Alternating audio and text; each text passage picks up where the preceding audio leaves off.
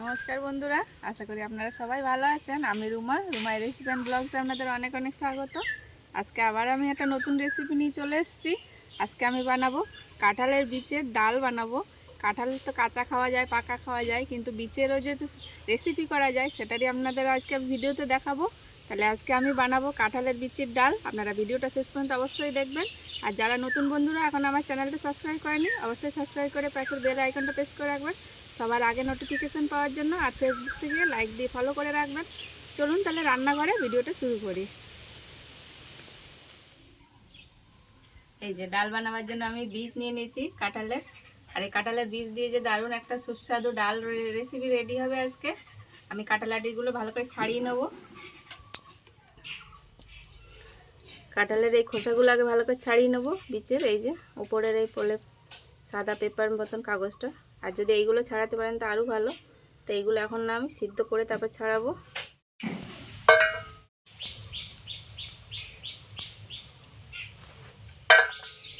এইভাবে মুখগুলো কেটে নেব, তাহলে ছাড়াতে সুবিধা হবে। এবার এইভাবে ছাড়িয়ে নেব।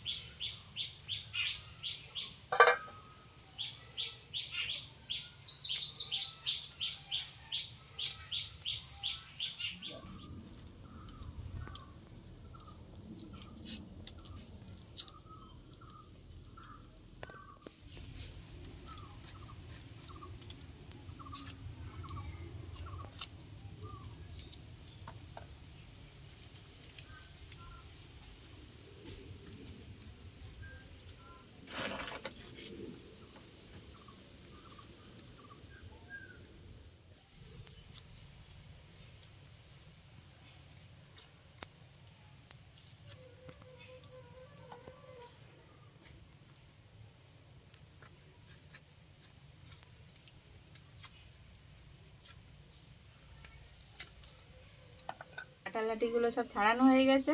এবার এগুলো ভালো করে ধুয়ে পরিষ্কার করে নেব। আমি উনুন ধরিয়ে দিয়েছি, এবার কড়া বসিয়ে দেবো।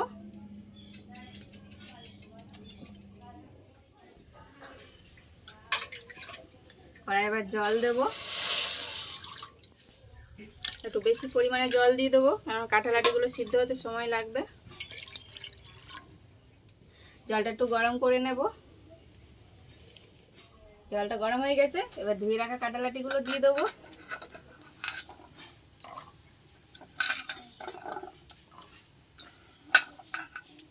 এবার আমি ঢাকা চাপা দিয়ে দেবো ভালো করে সিদ্ধ হওয়ার জন্য।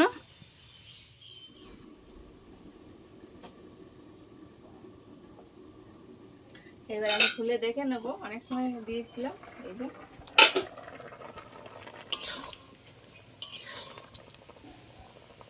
এই যে ভালো সিদ্ধ হয়ে গেছে, এরকম ভাবে সিদ্ধ করে নিতে হবে। এবার আমি নামিয়ে নেব।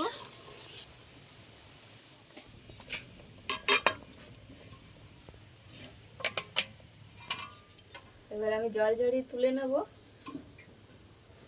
ঠান্ডা হওয়ার জন্য। ঠান্ডা না হলে এটা বাটা যাবে না, ঠান্ডা হতে দেবো আমি।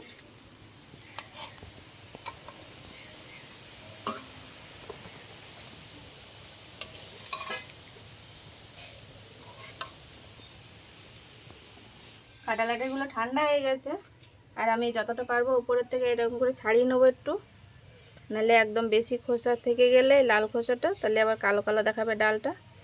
তাই আমি অল্প একটু কিছুটা ছাড়িয়ে নেবো যতটা পারবো। এই যে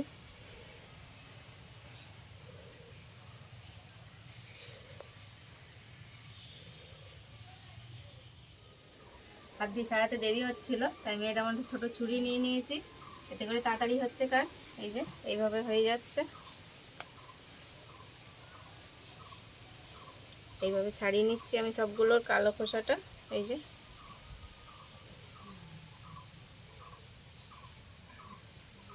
এটা না ছাড়ালেও হয়, কিন্তু ভালো দেখার জন্য আমি ছাড়িয়ে নিচ্ছি, কারণ ডালটা একটু লাল লাল হয়ে যাবে। আর এটা ছাড়িয়ে নিলে কি হবে, ডালটা একদম সাদা পরিষ্কার হবে, যেরকম আমরা মুগের ডাল রান্না করে খাই। এবার আমি বেটে নেব শিলনোড়ায়। বেটে নিলে ভালো মিহি হবে, হাতা দিয়ে ঘুটে নিলেও হবে, কিন্তু ওতে খিস থেকে যাবে।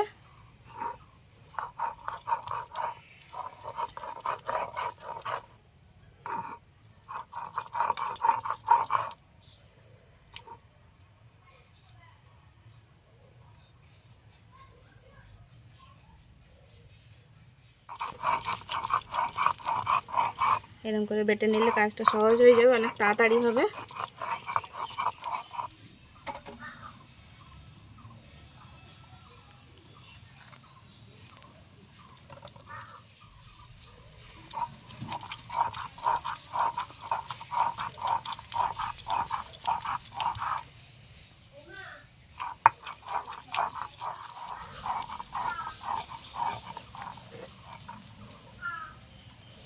সবটা বাটা হয়ে গেছে আমার।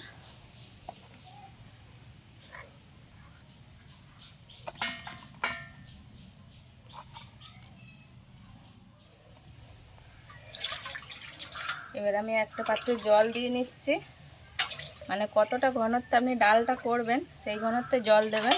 তা আমি আগে জল দিয়ে এই যে বীজটা বাটা রয়েছে এটা দিয়ে নেবো এর মধ্যে।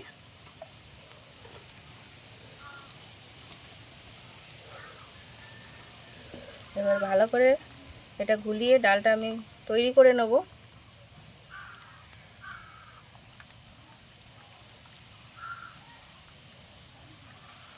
এই যে আমি ডালটা ভালো করে তৈরি করে নিয়েছি, আর এইরকম ঘনত্বে রাখবো, কিন্তু ফুটলে এটা আরও ঘন হয়ে যাবে। এবার এটাকে আমি সাইডে রেখে উনুন ধরিয়ে নেব। এবার আমি তৈরি করে রাখা ডালটা দিয়ে দেবো কড়ায়। এটা আগে ভালো করে আমি একটু ফুটিয়ে নেব।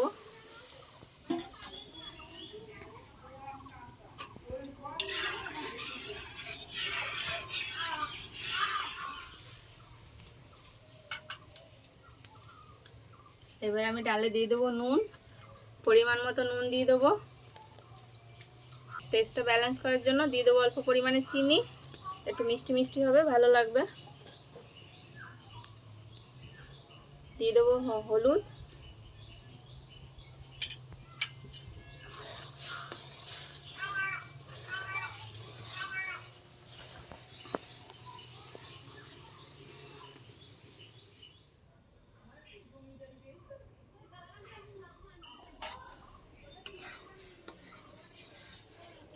অনেক সময় ফুটিয়ে নিয়েছি ডালটা। এবার আমি নামিয়ে নেব।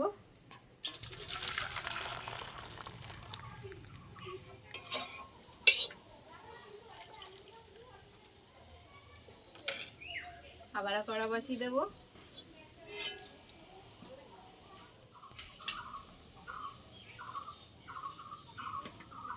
কড়াই দিয়ে দেবো সাদা তেল, ফোড়নে দেবো তেজপাতা, এখানে নিয়েছি শুকনো লঙ্কা, গোটা গরম মশলা আর জিরে দিয়ে দেবো। শুকনো লঙ্কা আমি বেশি করে দিয়েছি, ডালে লঙ্কা দেওয়া নেই। এবারে আমি ফোড়নটা ভালো করে ভেজে নেব। এই দেখুন একদম লাল লাল করে হয়ে গেছে। এবারে আমি ডাল ঢেলে দেবো।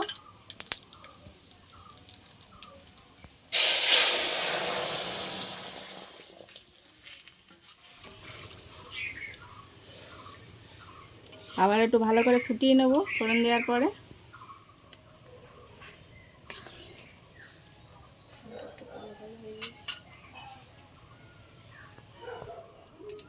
নামানোর আগে হাফ চামচ গরম মশলা দিয়ে দেবো।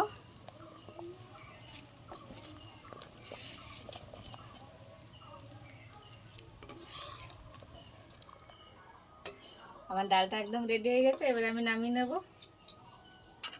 নামানোর আগে অবশ্যই নুন আর চিনিটা চেক করে নেবেন।